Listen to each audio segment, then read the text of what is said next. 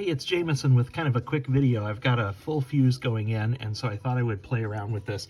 I bought the Firelight mold that has the 9 hearts in it. It's the new mold. I'll show you a picture of it here. And I used some scrap that I had. If you're familiar with my decals, I did lots of color samples over the summer.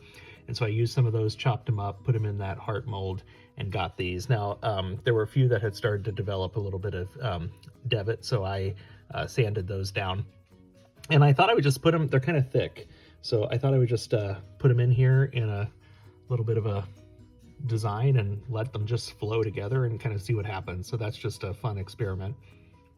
This one, last summer I bought some different shapes to show how you could make circles without having to cut circles.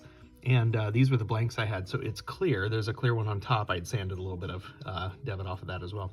Clear, and then there's a layer of, that second one is peacock. Can't find my words. And then another clear, and another peacock, and another clear, and another peacock.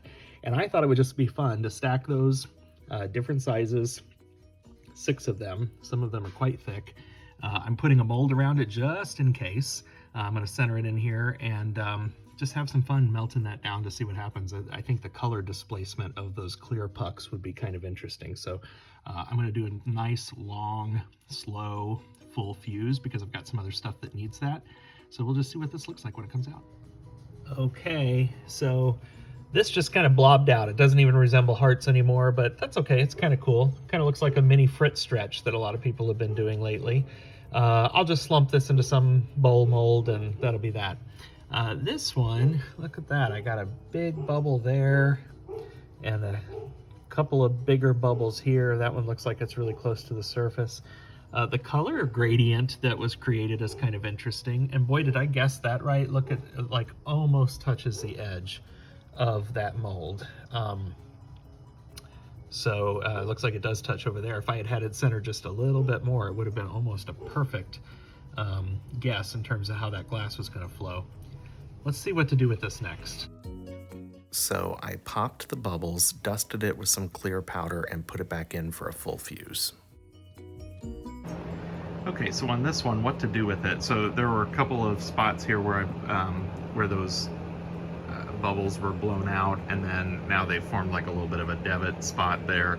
I'm not even going to bother fixing it. I probably wasn't the most careful when I cleaned them out. That's why that happened. I'm not feeling all that creative on this either. I'm just going to find probably a standard bowl mold and slump it. Okay, I'm not gonna lie, I really don't love this piece. I mean, I just did a shallow little plate. It's got some weird texture on the back. It's got those bubbles and just the vitrification on the front. Honestly, this is probably just going right into the scrap, but you know, it was fun. And then this little guy turned out cute. I slumped it into a little mold that had some curve to it. You know, it's just a tiny little dish for a little catch-all ring dish or something. In this case, I threw some candy in it because I always love candy. Hope you guys learned a little something through this quick video. Have a good one. Bye-bye.